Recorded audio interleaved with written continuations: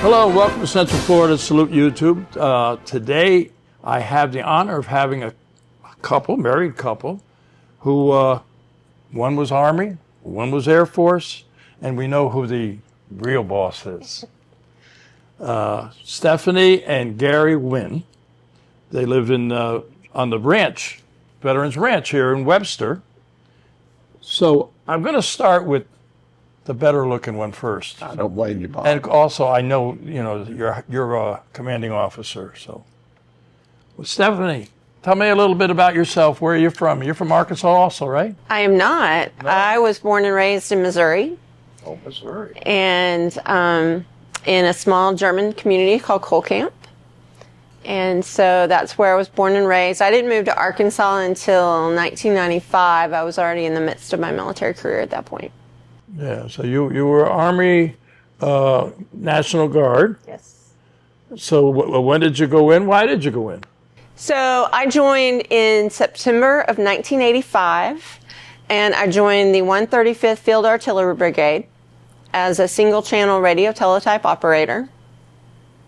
And I joined because, really, to be honest, money for school, but I also had a strong family tradition of people in my family joining the military and serving, so men and women.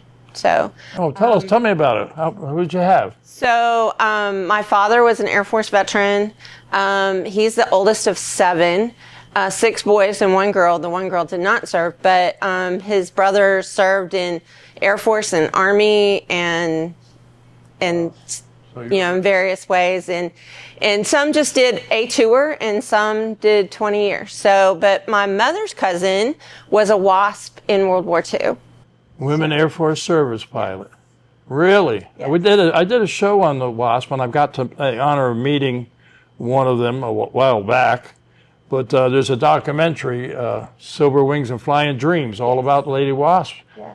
And the gentleman who did that documentary, his name is Bill Suki, and you can find that. It's a great documentary. And Bill is with Florida Arts and Media, and he is the guy who has our not-for-profit. We are a not-for-profit. Okay. And so he helps us out with that so that we could do what we do, try to educate people and share their stories, So, yeah, she was a WASP, huh? She was. Now, when she got out, because I know the history of WASP, they kind of just said, okay, bye. They did. What did she do when she got out? I believe she was a homemaker. She got married shortly after. And they lived in Michigan. So I knew her later in her life, of course. So, but she and my mom were pretty close. Yeah, that's great. That's great. And then in addition to that, my grandfather, my mother's father, was a World War I veteran, and I had an uncle who was a World War II veteran. And of my dad's brothers, 3 of them are Vietnam veterans. My dad got the very tail end of the Korean War. So a lot of war veterans in our family. Yeah. So what do you do? Ever what Stephanie tells me to do, Bob. Yeah, well, that's great. A lot of history there, I'll tell you. Yeah. Some of them were, you say Vietnam veterans? Yes. Army? Army and Air Force. Oh, yeah. So, I'm an Air Force one myself. Yeah. Yeah. And then my brother also served in the Army National Guard, and he's an Iraq War veteran. So. Wow, you really got it covered, my I dear. do. Yeah. Well, none of them are around here, right? They're all out west. Mostly in Missouri. Yeah. Well, And several have passed away, of course. So. Yeah. But so what exactly did you do with the Army in the Guard? So I started my career as a single-channel radio teletype operator, and on rat rigs, radio teletype rigs. And I was in the Field Artillery Brigade headquarters, so we were in the field a lot. And I was a traditional guardsman at that point, so I did my weekends and my 2 weeks during the year. I did, when I went to University of Missouri, I started in the Reserve Officers Training Corps. And I actually had a scholarship with them, and I was what they call an SMP cadet because I was already in the military. So I only had to do 2 years versus 4. But I ended up getting sick and didn't get to complete that program. And so, but I did get to stay in the military. So I went back to being a single channel radio teletype operator until the summer of 1991, July of 1991. The day before my 23rd birthday, I started work full-time for the Missouri Army National Guard as a military pay clerk. And so then I transferred to the Joint Force Headquarters, or State Area Command is what it was called at the time.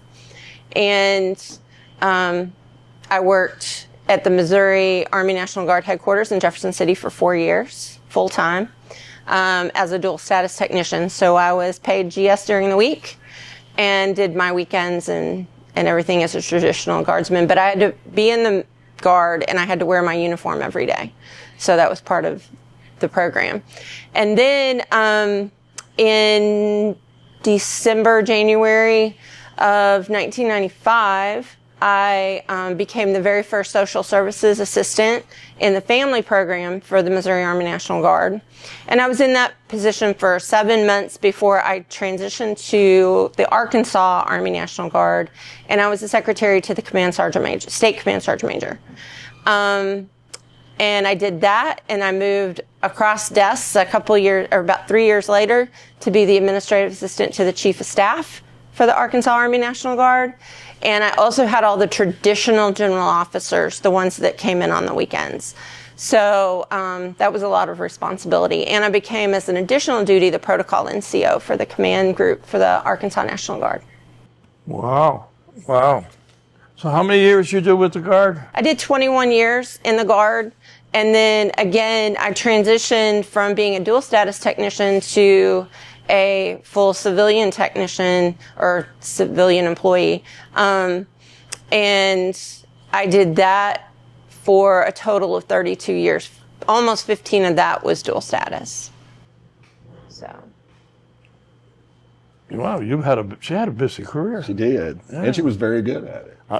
You better say that. But after the Guard, you said you did what? I worked for the Air Force, actually. I started with the Air National Guard. How you met him? I met him through the Enlisted Association of the Arkansas National Guard when I was the state president. So I was the state president of that private organization. He came out to help us cook fish for an event, and that's when I met him for the first time. You said there's a good-looking guy and he cooks, so I got it made now. Well, he was helping a friend of mine cook, and I was really busy that night, and I came and I thanked him for helping cook, and then I was straight back to our DVs that we were cooking for that night. And then a few months later, he came to the state convention in Fort Smith, Arkansas with his boss, and later that night, after I handed over the gavel to my successor, I quite literally fell in his lap. And from there on, it's history. And the rest is history. And the rest is history. That's good. So you guys, how long were you in the service when you met her? Let's see. I probably had, 18 years in when we met? 18? Yeah. Yeah, because you had a long career. Yeah. Wow, that's good. So when you were in the Guard, you did not travel overseas or anything. You were primarily stateside, right? I was stateside my whole career. But this guy's been around. He has. Did you get to go overseas with him? I did not. No? Not in a military status, no. Not in the military status. Oh, okay. Wow. You know, and by the way, it is June and Women Recognition Month, and we are recognizing all our lady veterans for what they do. And you obviously had a full plate. But so you met this fella here, Senior Master Sergeant, retired, Gary Wade. And you want to tell us a little bit about yourself, Gary? All right, so to start with, I was a Senior Master Sergeant at one time When you met me. when I met Stephanie, but I did get promoted to Chief Master Sergeant. Oh, did I say senior? You did, I but meant that's okay. That's okay. chief. He was a chief. Yeah, I was a chief too, yeah. but not in the military. I was with the line gang. That's right. So I know that's like a god. Yeah. You know, not really. Yeah. You always work for someone. Yeah, So I'm originally from North Carolina, And I graduated high school in 1979. Well, my parents had logging businesses and a farm, and I knew that was not what I wanted to do with the rest of my life. Yeah. Matter of fact, when I was getting ready to graduate high school, my dad needed a diesel mechanic, so he was talking to me about sending me to the diesel mechanic school at the Mount Olive Community College. So I went and joined the Air Force. And I guess you showed him. no, I didn't show him. He was proud of me because, like Stephanie, I do have a lot of my family members were in the military. And starting with my grandfather on my Wynn side of the family, he was in World War I. And then one of his oldest sons, my Uncle Buddy, was in World War II. And he was an aviator. And so he was a flight engineer. And then my stepfather, the man who actually raised me and set me up to be a successful man, was in the Army during the Korean conflict. And so we have a lot of history here Yes. today, huh? And he was a missileman, so he worked on the missile units. And then I had an uncle that was in the Air Force, my mother's younger brother, and so that was one reason I decided to join the Air Force, because I had seen, as after he had joined the Air Force and would leave and then come back and tell us about his adventures, I was thinking, that might be for me. You didn't want to be on the farm no more? I did not. Oh. As much as I loved my family and enjoyed spending time with them, that was the work that I did not thoroughly enjoy. I had to do it because it was making sure our family was successful at that business. But Yeah. I knew there was something better for me out there. So when did you join the Air Force? It's June of 70. Well, I actually joined in May of 79, and then in June of 79 is when I went to basic. So you had a delayed I did. enlistment. I did the delayed enlistment. Yeah, I had that too. Yeah, which worked out good for pay purposes when I retired, because my Credited that? yes, Oh wow. yeah, I had 9 months of that. yeah. Steph did the same type program in the Army. Oh yeah? Delayed enlistment, huh? Well, in the Army Guard, you can drill for 9 months before you go to basic training and get paid. Wow. See, I got out and I'm a lot older than you, maybe. When I got out of high school, there was a thing called Vietnam on, and my uncle, who was a World War II hero, V-Day, said, "What are you going to do?" I said, "I'm going to let him draft me." He said, "No, you're not. You're going to join the Air Force or the Navy." I can't swim, so I said, "Well, I'll join the Air Force." So I joined the Air Force, and they gave me a 90-day delayed enlistment. They said, "I'm going to give you a 90-day delayed enlistment." I said, "You give me a 90-year delayed enlistment." I mean, but I loved the Air Force. I had a great career, and yeah.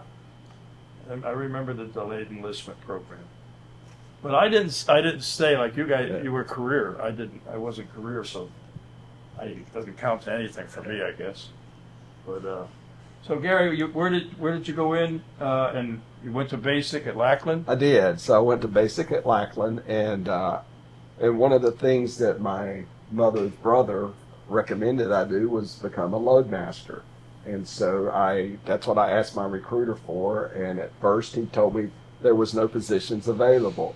And my uncle told me to tell him something, but I'm not going to say it on camera. And It's a family show. yeah, exactly. So I told him that, and the recruiter called me later on and said, "Hey, listen, we do have a position available, but you'll have to leave earlier." And I said, "Well, that's okay." So then after basic training, I went to Shepherd for the Loadmaster Basic course, and then I ended up with on C-130s. So I left Shepherd and went to Little Rock Air Force Base to get my C-130 qualification and tactical qualifications before I did my assignment over to Mildenhall, England, which I thoroughly enjoyed. You know, that loadmaster, I know a couple of guys who were loadmasters. Yeah. I never knew anything about loadmaster until I got out of the service, Now that I know about it, I would like to have been one. Well, and the thing about it is, it was my cup of tea, and the reason being, thanks to my father and working on the farm and driving logging equipment and tying stuff down on trailers to move from job to job, I was very successful right off the bat at being a loadmaster because I had done all that stuff on the farm. Yeah, I hear you. So I was, like I said, very successful at that right out of the bat, right out of the gate, and then able to help other people become successful at it as a young airman. Yeah, I see you do some rigging and flight instructor, and you did a lot of teaching too. I did, and that was one of the things that I thoroughly enjoyed was instructing other people how to become a loadmaster. So after I got stationed back at Little Rock Air Force Base, I went to the second MAPS there, and I was the rigging NCO. And then I got picked up to be an instructor, and they called it the formal training units, and at the 62nd. So I was a flight instructor for a couple years, and then they had an opening at the Loadmaster Simulator, and they moved me down there. So so as the men and women would come from Shepherd Air Force Base and start their initial qualification training on C-130s, then we would do the classroom and the simulators before we would send them to the squadron to get their flight training. That C-130 is quite the bird. Yeah, it is. And they use it a lot because of the short runways and you're getting in and out. But I see here you talk about you were doing training. You said 300 loadmasters. You trained over 300 loadmasters. Oh yeah, so that and when that was still while I was on active duty. So between the flying unit and down at the simulators, I trained over 300 loadmasters. And then just to pass this over to Stephanie real quick, she is one of the best instructors there is. So as she progressed through her career, He's kissing up. well, no, but one of the things that she did is she not only taught family members and our airmen and their children, but she taught all of them how to be resilient. And that was an important part of the military with the high volume of deployments that we were having. Oh yeah, it's got to be. Well, see, I was single when I was in, but it's got to be tough on a family if somebody goes off, overseas, goes to war, what have you, and you're left there to, put everything, whether it be the lady that goes over, soldier, or the gentleman soldier that goes over. It's, So anyway, yeah. She did a good job training you too. She did, Yeah. and she's still working at it. Yeah, So it's work in progress. yeah, exactly. I tell people all the time, I'm Stephanie's trophy husband. She just didn't get first place. Yeah, that's pretty good. You say you were Europe, Asia, Africa, Yep. South America. You've been all over, my friend. I have. And I saw this thing here. It says you joined the ARANG. Yep. That's the air. What is that? That's the Arkansas Air National Guard. Oh, okay. That's. Yeah, so when I It got off, doesn't say Arkansas. It just says AR. well, okay, so So I thought that was an abbreviation. Well, I knew it had to be an abbreviation for something. yeah, exactly. But I did separate for the Air Force for a short period of time and took a job as a contractor. I left one day in my military uniform, and I think it was like 6 days later, I showed back up at the Loadmaster Simulator in civilian clothes as a contractor, teaching the same classes and the working the same get paid exact similar, and I did get paid more. Yeah. But I missed the flying part of it, so I had an opportunity to join the Arkansas Air National Guard, and I took that opportunity. And as I would tell everyone, because I started out, as Steph said earlier, as a traditional guardsman, doing my weekend drills, and then of course as a loadmaster, I had flight training periods. I had to come in and do those. I did my 2 weeks a year. But I knew right away once I walked into that Air Guard unit that I was home. Yeah. because it was a great unit, a great bunch of people, and I had thoroughly enjoyed being a part of them and being on their team. Yeah. You went to Community College of the Air Force degrees in aircraft operations, loadmaster technology, military science. You did a lot of courses and stuff, a lot of training.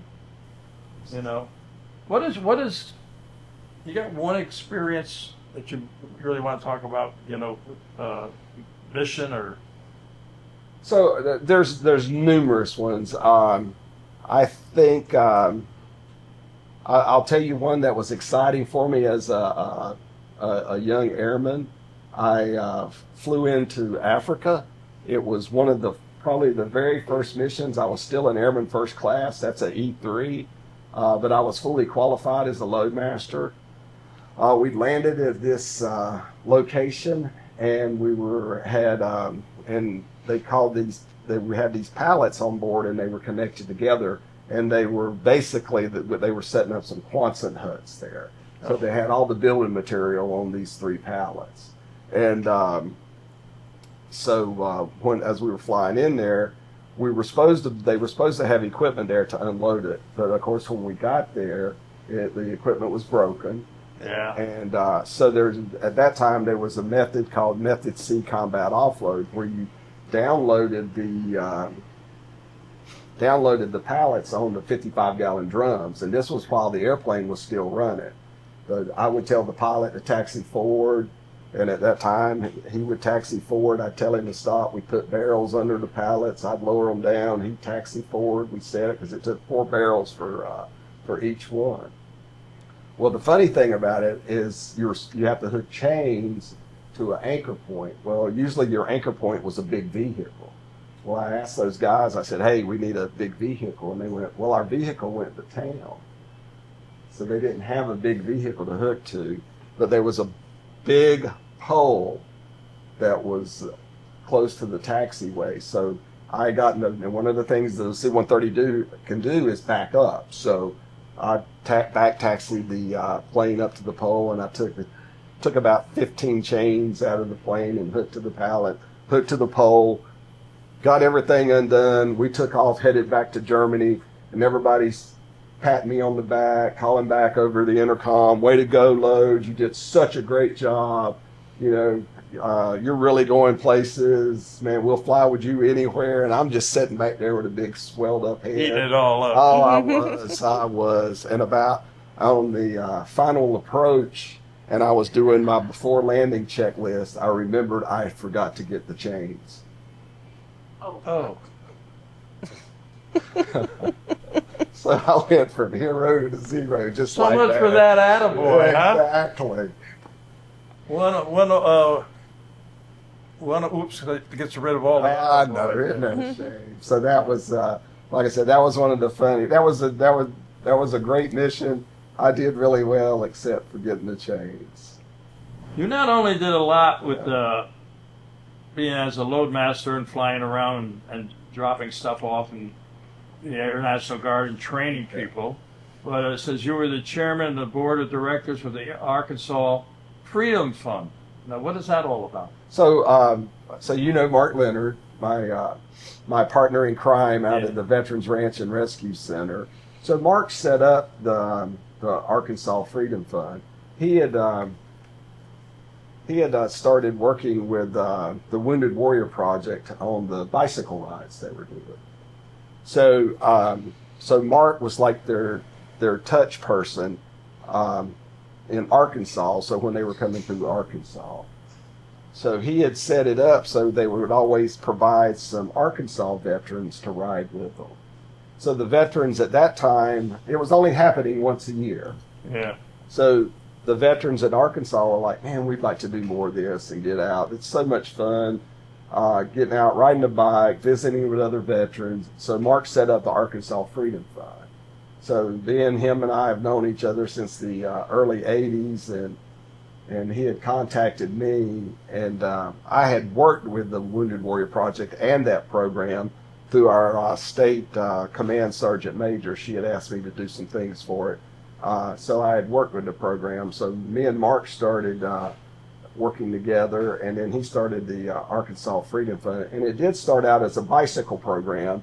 Then they added golfing, and then they added kayaking, and then they added hiking, and then we had people that started donating hunts, duck hunts, deer hunts, and bird hunts. So we were getting these hunts, and Mark had put me in charge of that. So we were getting these hunts, but we didn't have enough hunts for all the people who wanted to go. So then I started looking for a lease, and I talked to the people at Weyerhaeuser, and then they donated a lease for the first year. So we had 670 acres and we set up stands, and then our veterans could reserve the stands and come out and go hog hunting, turkey hunting, and deer hunting on this property. So I kind of ran that program for about 7 years. And some of the stands were handicap accessible, because that was one of the things with the Arkansas Freedom Fund. They would either purchase or build adaptive equipment so that veterans who had special needs like that could still get involved and be active. So yeah, we ended up. That is great. Yeah, we ended up with 3 track chairs. I don't know the wheelchairs that have the tracks. So we ended up with those. We had one that we purchased. We had one that a wife of an Air Force veteran. She wanted to do something for the program, and she asked what we needed, and we said we could use another track chair. So she purchased one, and then we had a track chair donated from an Army veteran who had one who had passed away. So we had 3 of those, and the nice thing about that is that we used them as in the hunting program, as Stephanie mentioned, at the adaptable stands, but also veterans could come and sign them out. We had a trailer they could hook up to and take them if they wanted to go out for a day and do a picnic with their family out in a park. Oh, that's special. Fishing. So you helped out on that too, Steph? I was a member as well. Yes. Yeah, that's great. Oh yeah. And that's making a difference. Yeah. We even had adaptable golf carts, so veterans who couldn't stand to hit the ball, the I cart. think I've seen that. The seat kind of turns. It does. Yeah, I've seen those. Yeah. Yeah. Yeah. I have a guy that he works for Gary Sinise, Ryan Anderson. He was Afghanistan or Iraq, I think. He lost both. But they say that you never lose them. You just don't have a memorial. Right, exactly. Both his legs and one arm. But he's in the movie American Sniper. But he was worked with mobility, some group mobility, and they had those track vehicles and stuff. So I know what you're talking about. It's amazing what they can do nowadays. But I know you and Mark had that Arkansas Freedom Foundation.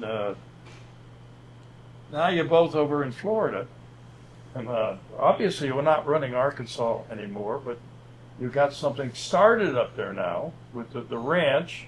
And where are we going with that?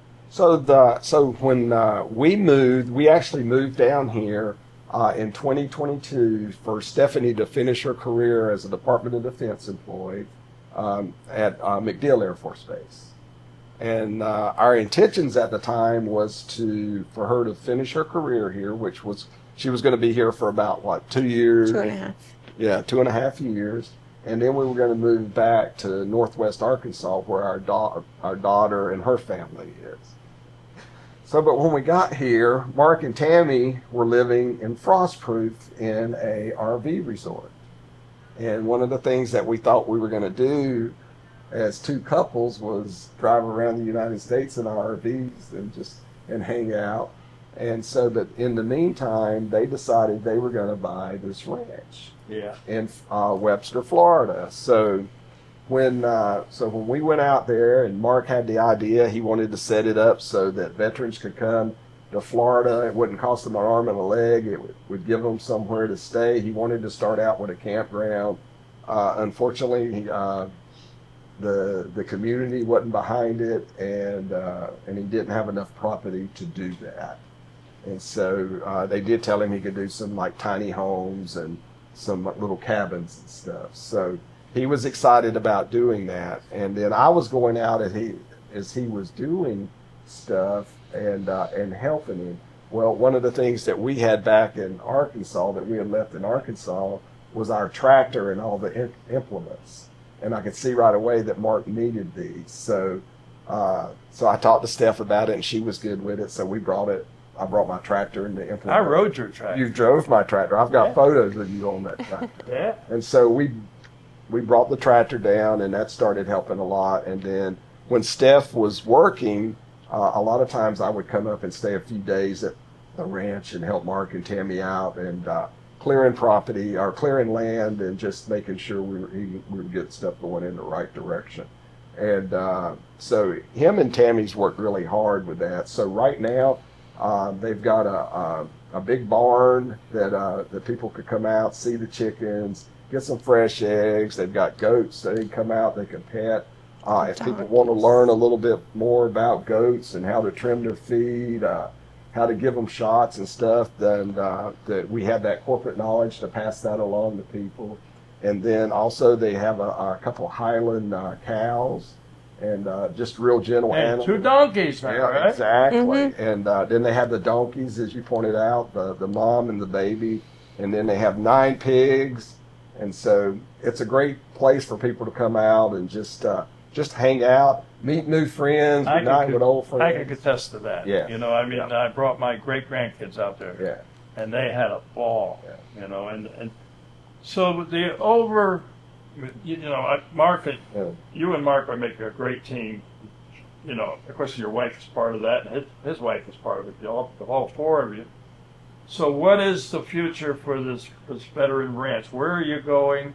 And So if somebody wants to help out too, you can send a donation, right? You're a Yeah. not-for-profit, right? yeah, we are a non-for-profit.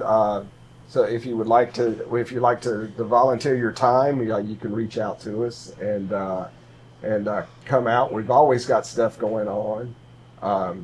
Right now, we had a bunch of container type homes donated to the ranch. We finally got those out there. Mark and I and his son, some of our neighbors have been getting some of those together. One of the things that we'll end up doing is have a pavilion. The covered part will be 1,200 square feet with 2 bathrooms, and then we'll have another 400 feet of decking. So that would be a great place for veterans to come and hold a reunion. For a veteran that maybe has a son or daughter getting married, to have a wedding out there. It'd be a great backdrop with the animals and with the new pavilion that we're setting up out We're there. also going to do this, like some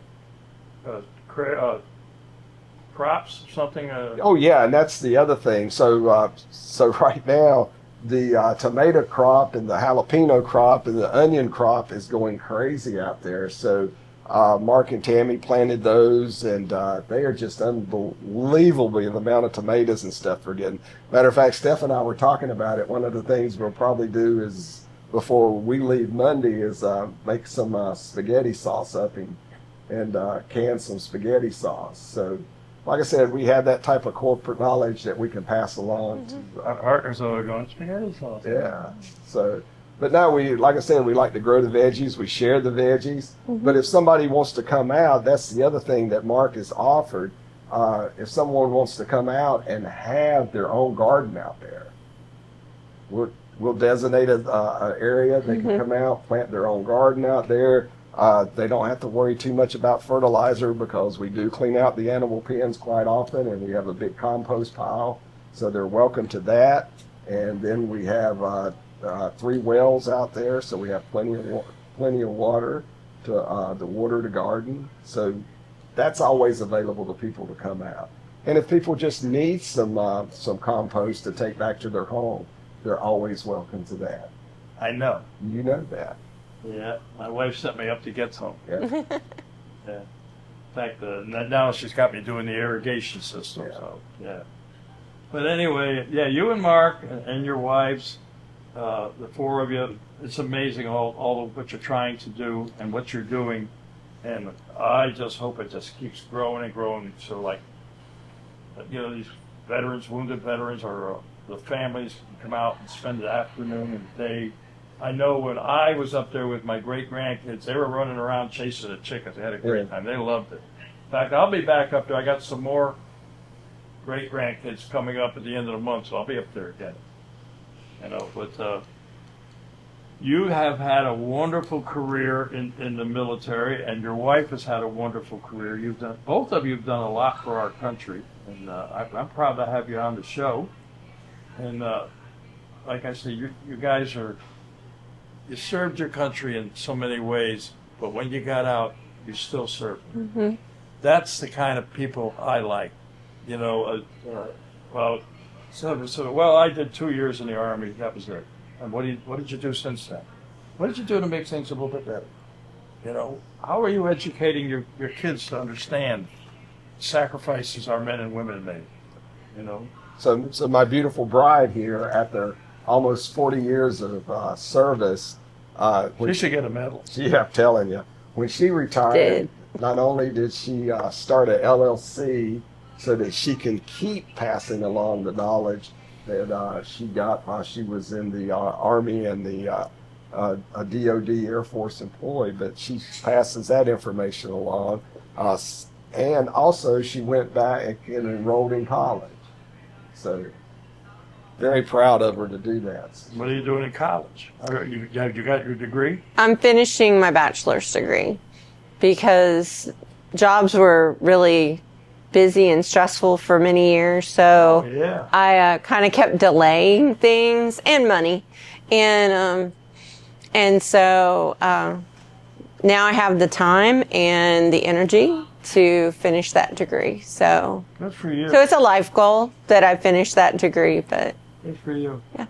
You know, I tell everybody I got a PhD. Yeah, public high school diploma. yeah. Yeah, I have one of those too. Yeah, you got one. I would think so. Yeah. Yeah. But anyway, you both had a wonderful career. You both served our country, and I applaud you both for that, for everything you did. But I enjoy going out to the ranch and being with you guys and hanging out, especially with all the animals and everything. It's a nice thing. I know you all will work together to try to reach out to other veterans organizations so they can be part of, because being around the animals and all that, that's good. You know, it's good therapy. And just let me put one more thing out there, because we do have so many great education programs here in the state of Florida. Mm-hmm. So when our seniors graduate high school and they want to move on and get a college degree, a lot of those programs, they have to have volunteer hours. Mm-hmm. So matter of fact, we have a young lady now that's coming out in the morning times, helping out at the ranch, getting her volunteer hours. So that's another possibility. It's not only for our veterans, our first responders and nurses to come out and relax, but for them for their children and for their grandchildren to come out and get their volunteer hours. And they don't even have to be veterans or first responders or nurses for their kids to come out and help. Yeah. Because the ranch is a nonprofit, the kids can get those volunteer hours with them, whether they're helping with the animals or they're mowing, or we have all kinds of things for them to do. If somebody wants, what did they go into? The Veterans Ranch, Webster, Florida, whatever. What did they do? They can do that. They can call Mark Leonard, and Mark will walk them through like what he's needing. Are And we going to give out a phone number? Well, I would, but my phone is over there. For people who watch this are calling in. Yeah. You don't know your number? Well, I know, you can call my cell phone number is 501-837-0247. Okay. And I'll be glad to give you the information if you want to come out and volunteer, if you just want to come out and have a tour of the Or if you want to make a donation, Yes. to help feed those animals. I know this post here has been very good. The AMVETS that helped you out, and I think the Eagles did too. They have. They've come out and supported you, but it's an ongoing thing. You're putting up these new buildings that you want to get going so that you can make these events for They're different charitable groups. So you're going to need some money, you know. Oh yes, yeah, those animals eat every day. Yeah. You know, they don't never know it's Sunday or Saturday, so that's why it's always nice to have some volunteers. But I think we're about wrapping this up. But I want to thank you both for everything you did serving our country and for what you're doing to better our country with these programs. And I will be seeing you at the ranch. Yeah, You know, I go to that little 5 o'clock. 5 o'clock somewhere, Shed. Yeah. Been there. Yeah. So I'm going to say goodbye. And you guys both being veterans, you salute when I salute, because you know, because you've seen the show, right? All right, so we're going to look at that camera right there. To all our veterans out there, active military and their families, we salute you for all you do. Till next time. Good job, brother.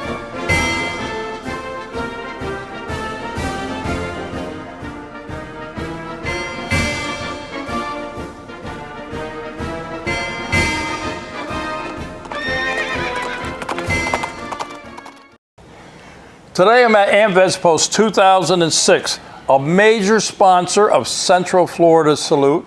And I want to introduce to you the commander here, Ronnie Mack. Ronnie, tell us a little bit about AMVETS 2006. Where are you located? And we are at 500 North Canal Street, Leesburg, Florida. It's right off of 441, between 441 and Main Street on Canal. Can't miss us. And we're a veterans organization, along with, we have an auxiliary, and we have sons of veterans that are related some form or another to a veteran. And we do a lot for a lot of charitable donations and stuff to charities in the area and in the county. And we're a major sponsor to Central Florida Salute. We're proud of it. We're glad to be. You guys do a heck of a job, and we'll sponsor you as long as I'm here. We're going to sponsor you. So. well, I'll tell you what, we do. Sue and I really appreciate it. We're a two-person operation. Yep. And what we try to do with education and supporting our veterans community, and you supporting us is major thing. It's major. We're glad to do it, Bob. We're glad to do it. And you have sons here, you have auxiliary here.